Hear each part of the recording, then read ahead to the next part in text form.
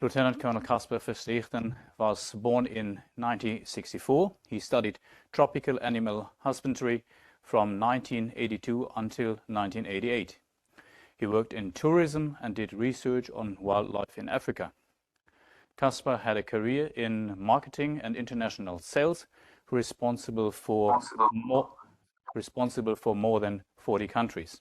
He became a professional soldier in 2010, worked in CIMIC in several brigades in the Royal Netherlands Army, in J9 CIMIC in the Royal Netherlands Army Ministry of Defense, responsible for strategic communications in missions. His mission record refers to 2 deployments to Afghanistan and 1 to Mali. Lieutenant Colonel Casper Versteegden studied military strategic studies and did a thesis on disinformation. He is currently working as a teacher of international security studies at the Royal Netherlands Army Military Academy here in Breda. Casper, great to have you with us, and I'd like to open the floor for you to come up with your presentation. Thank you all for the introduction, and thank you for opening the floor, and thank you for having me. If you could open the presentation, then I'll go ahead. Right, I've been properly introduced, so I'm not going to talk about that again. I am going to talk to you about this research I did 4 years ago in my master thesis about disinformation. I have a couple of disclaimers to start with. First of all, I have a full-time job, as you all have, and I've not been able to integrate current situation completely into this presentation. So if you see some examples that you might you might have some better ones, that is correct. Disclaimer 2, I have not added all necessary scientific references. They can be found in my thesis. And disclaimer number 3 is that I build up my presentation somewhat differently. So the word you might likely hear a lot is slide.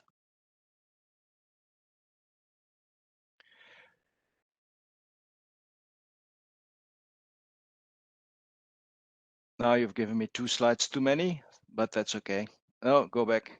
Okay. I've tried to find a scientific solution on how to work with or against disinformation. And although I'm aware of the differences between disinformation, misinformation, for this thesis I used the term disinformation derived from the Russian desinformatia. Next slide. The cause. On the 17th of July 2014, Air Malaysia flight MH17 crashed over eastern Ukraine. We all know about this. Next slide. 298 people were on board. There were no survivors. Next slide. On the 18th of July already, Prime Minister Rutte of the Netherlands disclosed the plane was most probably shut down.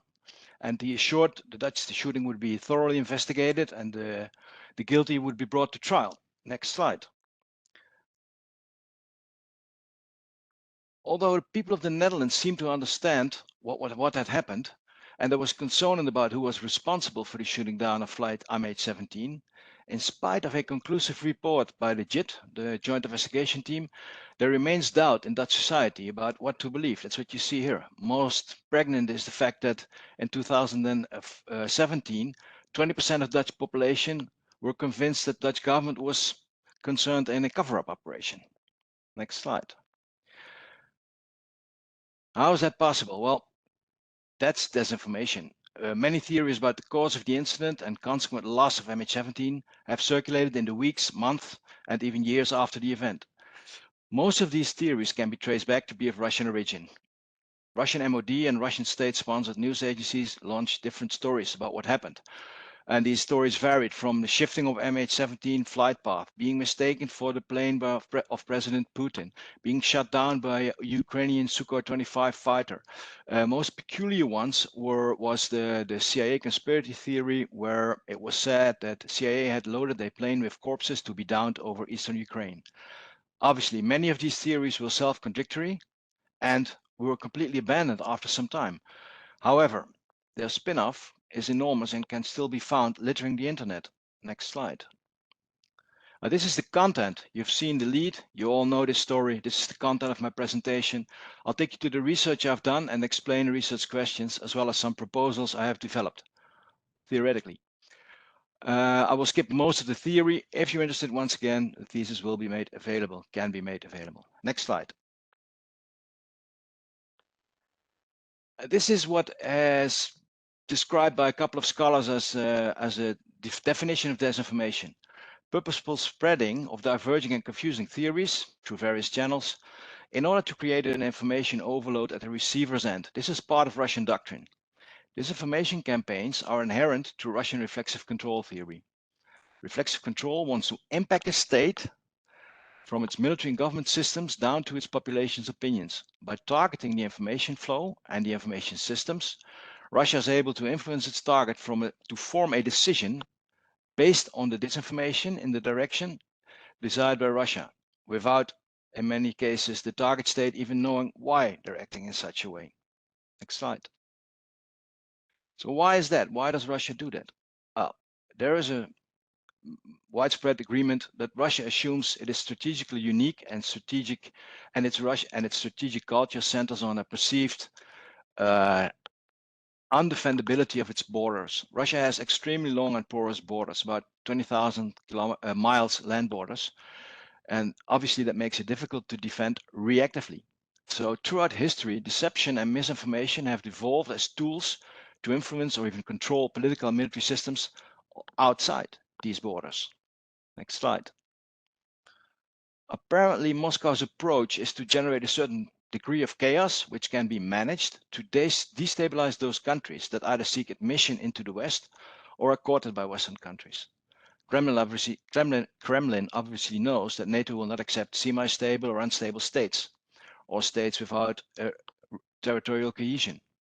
So Russia hopes to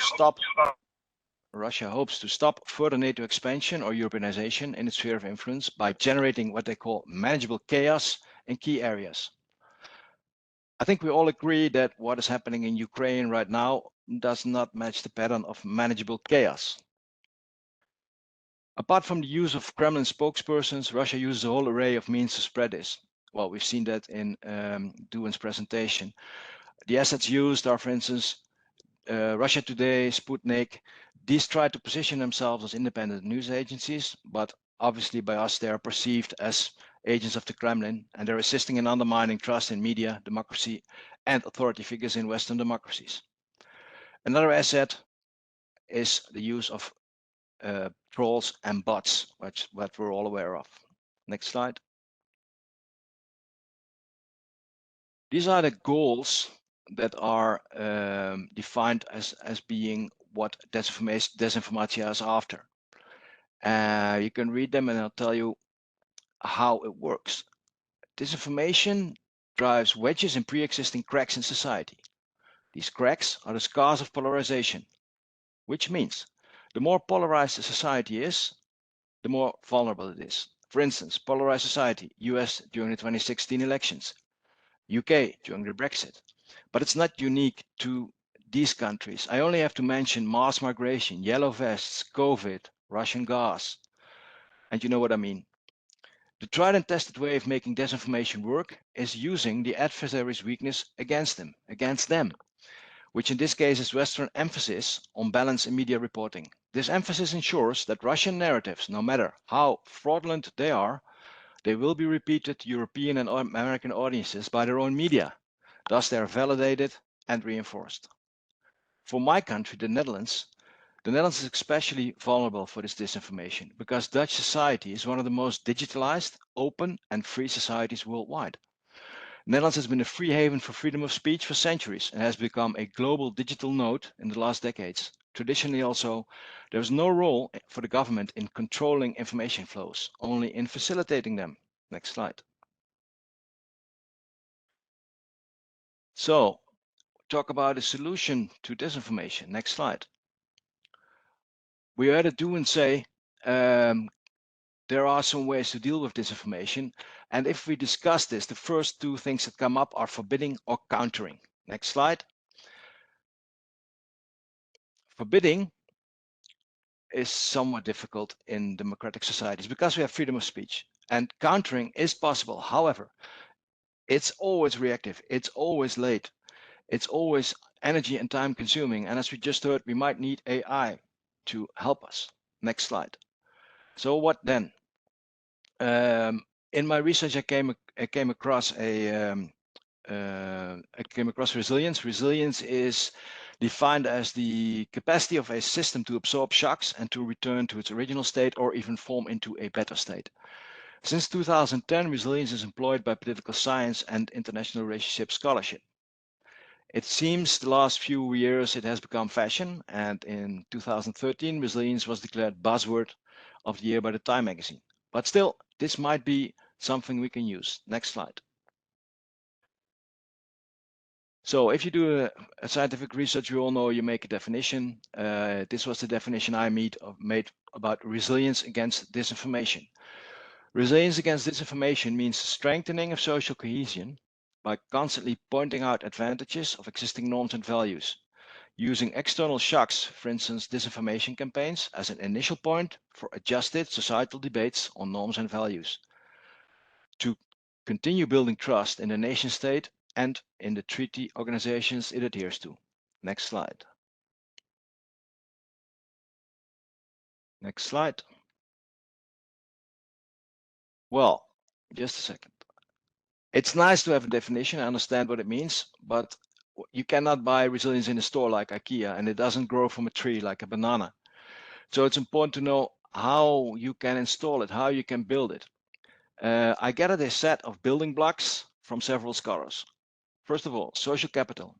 A society needs glue that holds people together, like, for instance, neighborhoods, sports clubs, networks, volunteer organizations. Next slide. We need trust in media, trust in society, trust in governmental institutions. This is necessary to strengthen resilience. Next slide. We need norms and values. Real resilience builds on a common set of values and norms, well developed, accepted, and well propagated, preferably in the form of an elaborate and perceptive narrative. Next slide. Building resilience demands persistent interconnectedness between, for instance, civil, private, and military sectors in a society. Next slide. Society needs to innovate, develop, and learn how to deal with new threats. Next slide. Society needs to be aware that there is a threat. If there is no threat, you have no warning, you don't know what you're up against. If we have all these, next slide, then we have resilience. This is theoretically. Next. Does it work? Can we use it against disinformation? I build a model, now we have to check if it works. Next slide. We have a society, and next slide, we have the goals of disinformation coming at it. So undermining citizens' confidence, the first one, in democratic governments becomes difficult if the attacked society is aware of the attempt and if there is trust in the democratic institutions in that society. Next. Utilizing divisive political fractures gets very difficult if there is a strong interconnectedness and a large social capital in society. Next. An attempt to popularize Russian narratives has less chance if the society's own norms and values are well anchored, are well narrated, and if society is aware of the attempt. Next. Undermining trust in information sources is hindered if the target audience trusts its own media and government and is well educated and trained to deal with the attempt. Next. Next. So QED, it works. Theoretically, again. Next slide.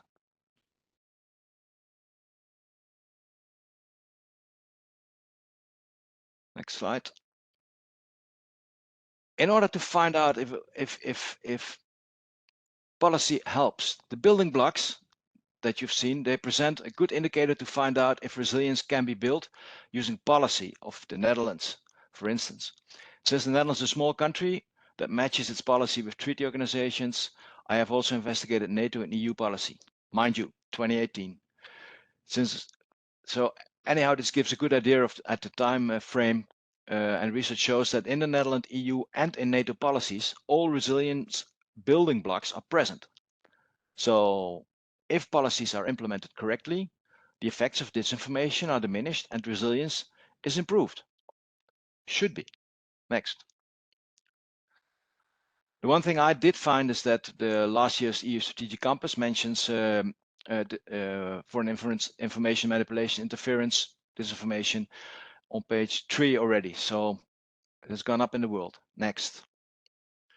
We looked at the policies and we have seen that there is a presence of building blocks. But next slide. Does it work? To find this out, I have, for my research, I have questioned about 35 Dutch subject matter experts working on the topic of disinformation, and they all agree upon the necessity of the building blocks. I think it's a good indicator of resilience, but they do not see that policies are implemented so that it works. They only see some development in innovation, education, and in awareness. Next slide. So what can be done to enhance resilience, to make sure the policy works? Next slide. I'm not telling you anything new if I say that in our societies nowadays there's a lack of trust in almost everything, in governmental institutions, in democracy, in the media, and also sometimes in our defense organizations. And one of the main reasons mentioned is the lack of transparency at the side of government and its institutions, but also the lack of trustworthiness. So trust could be won back by being more transparent and also making deeds match words, close this so-called say-do gap.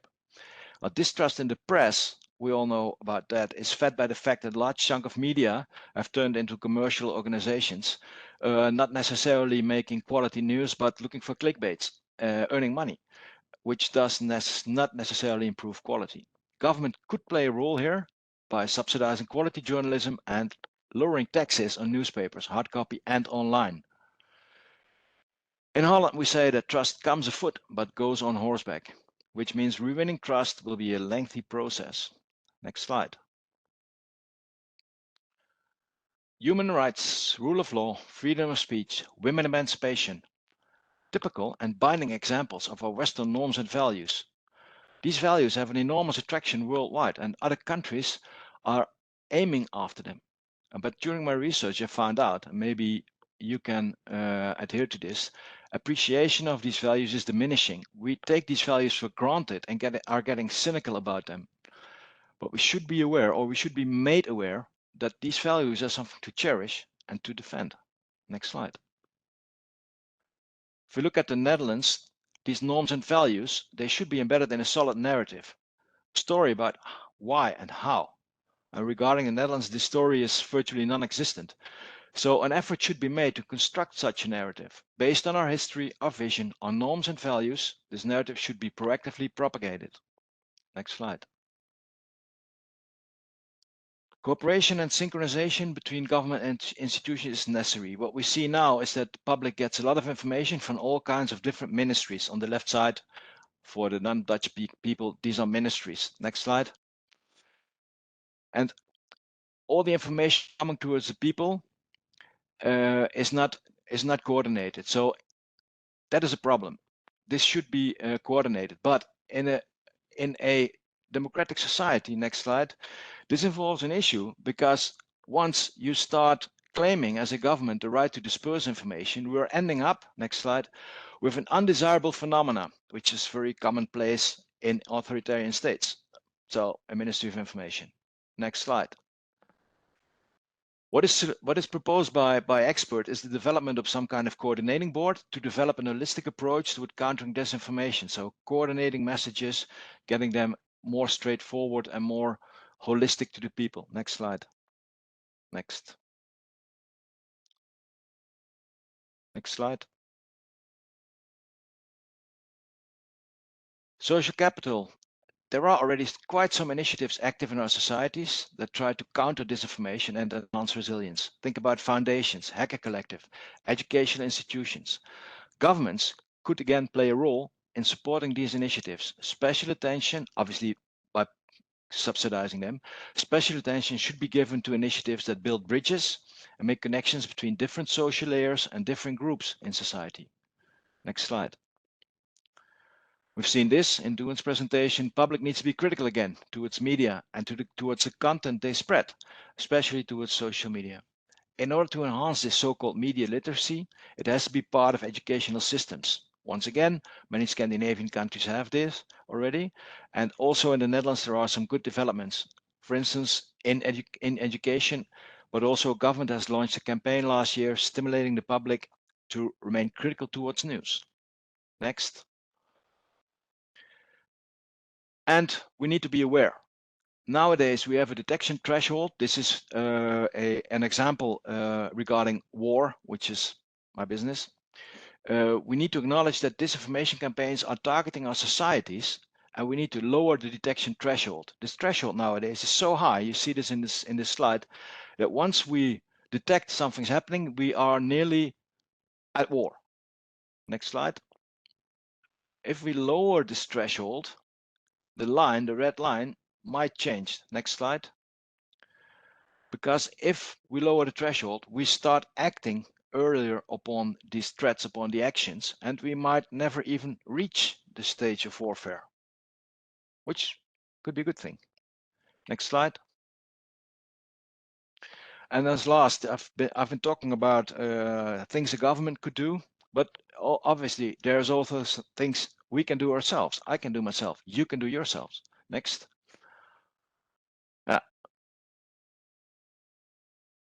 Fact check. Check your dates. First one. Next. And do not parrot. Do not share indiscriminately. Words and wording do matter. Words you see here have been amplified by all of us. But if we speak about people's republics, why are these not called occupied provinces? If we talk about the Ukraine instead of Ukraine, in my language and in English as well, the means a part of a country, like the Alps, the Ural. The Ukraine is not part of a country. It's Ukraine. It's not the Germany. It's Germany. Next slide. And last one. Share is what you have. Our democracy, freedom, or norms and our values are not for free. They did not grow from a tree. They have evolved and have been fought for. People died defending for them. So do not take them for granted.